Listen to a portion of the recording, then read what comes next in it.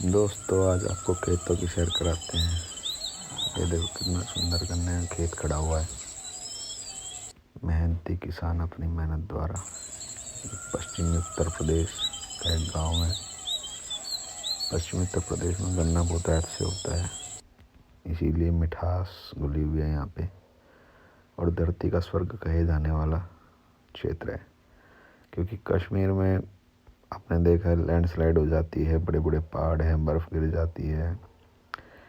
जो वहाँ नीचे का इलाका है वहाँ बाढ़ आ जाती है और भी कई सारी विपदाएं आती हैं। लेकिन अगर हकीकत में दोस्तों किसी को धरती का स्वर्ग कहा जा सकता है ना, तो वो उत्तर प्रदेश और उत्तर प्रदेश में पश्चिमी उत्तर प्रदेश जहाँ के 4-5 ज़िले आते हैं। मेरठ है, बागपत है, मुजफ्फरनगर है, शामली है और यही 1-2 आसपास के ज़िले। मतलब धरती का स्वर्ग है ना, तो वो यहाँ पर है।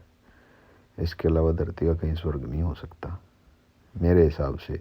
औरों के मानने में हो सकता है, लेकिन ये मेरी राय है, मेरी खुद की राय है। यहाँ ना बारिश ज़्यादा होती है, ना यहाँ गर्मी ज़्यादा होती है, ना यहाँ सर्दी ज़्यादा होती है। हमेशा यहाँ हर चीज़ अवेलेबल होती है।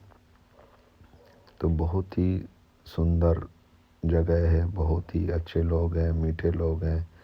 और उस मिठास का कारण मैं तो ये मानता हूँ क्योंकि गन्ना यहाँ पे बहुत आता है और गन्ने की चीनी पूरा उत्तर भारत का पूरा विश्व खाता है। तो गन्ना मुख्य फसल यहाँ की है। गन्ना कटने के बाद यहाँ सीधा फैक्ट्री जाता है। मैं आपको दिखाऊंगा, ये प्रोसेस हो रहा है गन्ने का। ये खोई आ रही है और एक तरफ से खोई आती है, दूसरी तरफ से प्रोसेस होने के बाद चीनी बनती है और वो चीनी फिर हर जगह डिस्ट्रीब्यूट हो जाती है। ये शुगर फैक्ट्री है दोस्तों, आप देख सकते हैं यहाँ पे जो ये वाइट वाइट एक चैन बनी हुई है। तो ये गन्ने की बिल्कुल सूखी खोई आती है, चाहे इसमें तुरंत आग लगा लो आप, तुरंत प्रोसेस होके बिल्कुल पैक हो जाती है। ये गत्ता फैक्ट्री जाता है, वहाँ पे गत्ता तैयार होता है और वहाँ पे इसका पूरा प्रोसेस होता है। ये एक फ़ोटो है, मैं बाकी तो आपको पूरी फैक्ट्री नहीं अभी दिखा सकता हूँ। पूरी फैक्ट्री भी किसी दिन विजिट कराएंगे आपको, कैसे गन्ना जाता है, कैसे गन्ना चैन में डालते हैं, क्या उसका प्रोसेस होता है, कैसे करते हैं। ये पूरा प्रोसेस मैं आपको दिखाऊंगा। ये खाली गांव का जीवन दिखाने का मेरा कारण ये था कि गांव में मतलब कितने सीधे सरल सच्चे लोग रहते हैं, देसी खाते हैं, देसी काम करते हैं। मतलब उनको कोई मतलब नहीं है, कोई झूठ तूफान बोले किसी से कुछ हड़प लिया।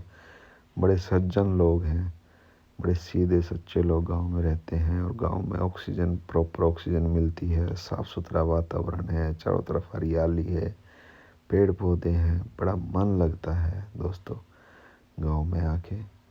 मतलब गांव में एक पुरानी यादें जुड़ी है सभी की। तो बहुत अच्छा जीवन लोग गांव में गुजारते हैं और यहाँ पे सब हंसी खुशी रहते हैं आपस में। ये देखिए दोस्तों, ये चीनी भी कई तरह से यहाँ पे प्रोसेस होती है। उसके बाद अब चलते हैं दोस्तों, आपको दिखाते हैं गांव में दूसरी कौन सी फसल होती है। मैं धान की एक फसल आपको दिखाऊंगा। धान की मतलब कैसे शुरुआत करते हैं शुरू से लेके और उसके पकने तक का पूरा प्रोसेस आपको दिखाऊंगा। ये लोग खेत में काम करके वापस अपने घर जा रहे हैं। ये गन्ने के खेत से जो खरपतवार निकलती है उसको अपने पशु के लिए खिलाते हैं। ये लोग खेत में काम कर रहे हैं। देखो ये ट्यूबवेल से जो नली से पानी जाता है उसमें घास हो जाती है, घास जम जाती है। उस घास को ये फावले से खुद से निकालते हैं। बड़े मेहनती लोग हैं, मेहनत करते हैं, खाते हैं। देखो कितना मेहनत कर रहे हैं। ये देखिए, ये देखिए, बहुत ही मेहनती लोग हैं दोस्तों। अब देखो दोस्तों, धान का मैं आपको जिक्र कर रहा था, धान का ये दिखाते हैं। ये धान का पहले बीज लगाते हैं तो उसकी पौध तैयार हो जाती है। ये जहाँ बीज डालते हैं वहाँ नहीं होता, वहाँ से निकाल के दूसरी जगह इसकी रोपाई करनी पड़ती है। अब ये लेके जा रहे हैं दूसरे खेत में जहाँ हम धान लगाएंगे। अब ये देखो दोस्तों, लहलाती फसल है। ये धान जो है ना, अभी ये छोटा है, इसमें अभी चावल नहीं आया है। कितनी सुंदर हरियाली है, मतलब कैसे यहाँ प्रदूषण हो सकता है। ना यहाँ धुआं है, ना यहाँ और कई सारी चीज़ें हैं। कितना साफ वातावरण। ये धान में कुछ दिन बाद मैं फिर से आया था तो आपको दिखा रहा हूँ। ये धान में मतलब अनाज आ चुका है, बाल आ चुके हैं। ये देखो, अब ये पकने के स्तर पे है। अब ये पकने के स्तर पे है। धीरे धीरे ये धान पकेगा और आपके घरों तक पहुँचेगा। ये किसान की मेहनत का फल है दोस्तों, उसके खून पसीने की मेहनत है। मतलब आप इसको समझ नहीं सकते कि कितनी मेहनत से इसने उसको उगाया है। आप सोचते हैं कि उसने पैसा लिया, पैसा लेके उसने आपको ये दे दिया, उसका काम पूरा हो गया।